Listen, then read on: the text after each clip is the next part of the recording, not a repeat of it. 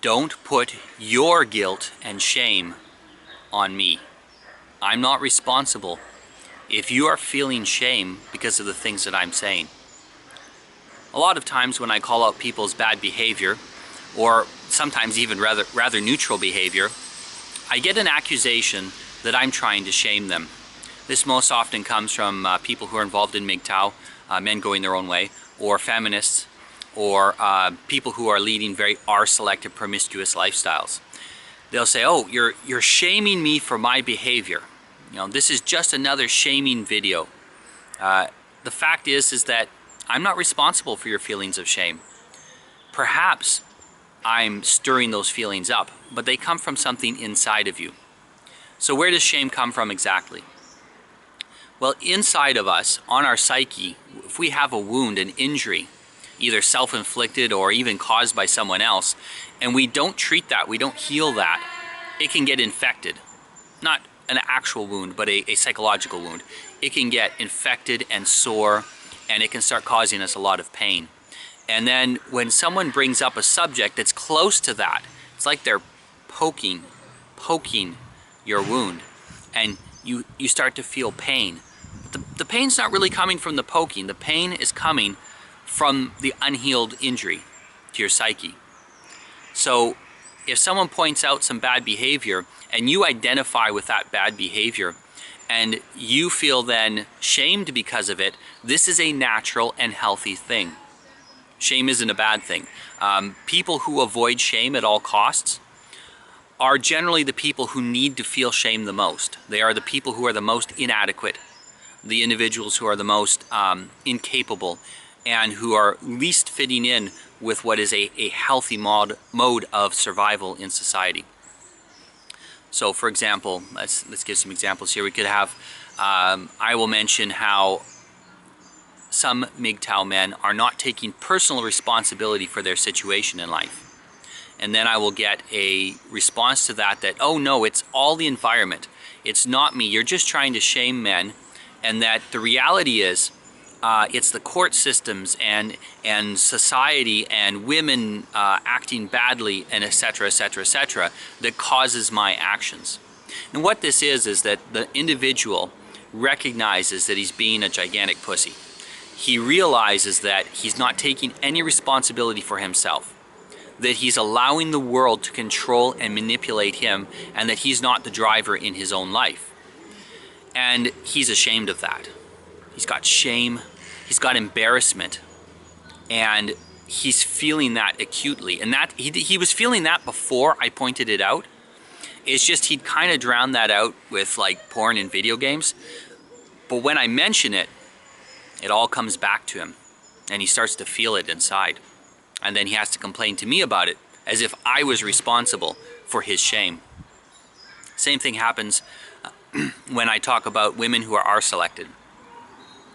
And people will say, well, you shouldn't slut shame, or you shouldn't shame women for being overly overweight, or you shouldn't shame women for, shame women's sexuality is what they say. And that's absolutely not what I'm doing. Slut shaming is not shaming women's sexuality. What it's saying is you're abusing something that you have and using it inappropriately, and of course you're destroying yourself.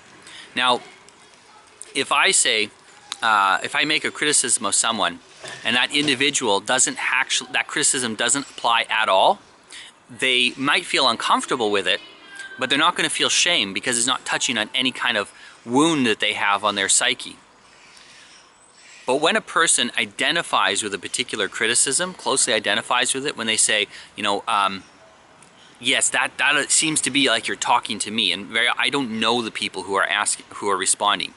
People will respond to me as if I was talking to them, and I don't know them, and I don't know their situation. I've never met them, and I honestly don't care.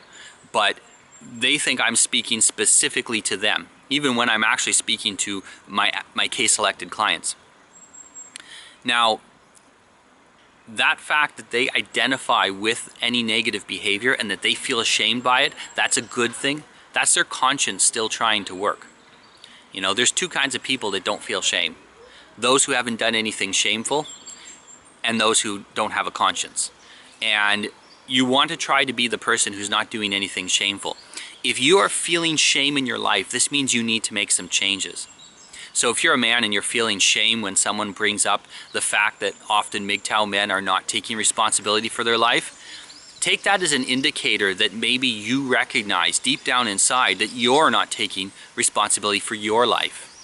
If you're a woman, especially for example a single mother, and someone criticizes single mothers and you feel ashamed about it, that's because deep down inside you have a recognition that what you're doing isn't right, that you've made some big mistakes and that you haven't atoned for them yet.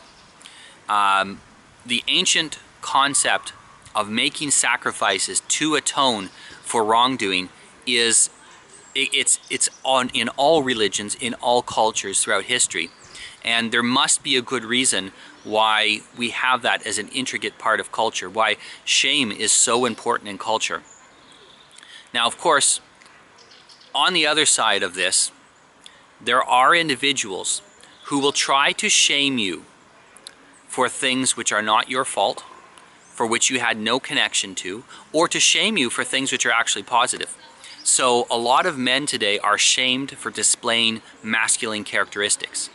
If you are a strong man, if you are a disagreeable man, and disagreeableness is a normal part of masculinity. It's very, very common. Most very disagreeable people are men, and we need disagreeable people in society. They're the only ones who get anything done because they're willing to push past the barriers that stop ordinary people from getting things done. They'll try to shame you for that. You know, white guilt is an attempt to shame white people just for the color of their skin. You'll see even women who want to be stay-at-home moms, they get attempts to shame them. Now, this is what I mentioned earlier, that sometimes those wounds on our psyche are caused by other people, but it's still our job to heal those wounds. So if we're finding ourselves a target of this kind of shaming and we feel inside some twinge of guilt about it, we need to open ourselves up psychologically, emotionally, and see where that wound is, clean it out, heal it, get healed. Then you become immune to all of those shaming attempts. So to recap, there's healthy, positive shaming. That's when someone mentions some sort of bad behavior and it starts to make a twinge of guilt inside of you. That's healthy. That means you have something that needs to be fixed inside of you and you can work on that. And then there's the unhealthy guilt, where an individual is using shame or guilt specifically to attack you or to take something from you or to get something from you. And it's very often hard to tell the difference between these two things, but one is an attack and the other is a natural and healthy response to what might be a deficiency on our part. So examine whenever you feel shame. Don't put that on me, because I will never do the kind of shaming the second kind of shaming, the destructive shaming. I'll never do that. If you feel shame from something that I've said, you need to examine yourself. And if you ever see me doing the other kind of shaming, call me out on it. Shame me for it. You know, shame me in the comments. But be specific. Don't say, I don't like the feeling that you give me when you point out this bad behavior. No, tell me exactly why what I'm doing is incorrect. Okay, thanks. And I welcome that feedback, positive and negative. I like the negative feedback too. I really appreciate the absolute insane hater feedback, because when I'm telling people that there are people who are extreme, whether it be extreme MGTOW, extreme feminist, extreme social justice warriors, and they have these literally insane ideas, it's hard for normies to believe that such people exist because we don't encounter them every day. But when you make your insane comments underneath my videos, it really helps me to explain to those people using some examples. And it's absolutely perfect. So please keep up those insane comments. And also I appreciate the positive comments as well, and especially the positive messages. Thank you everyone. Have a good day.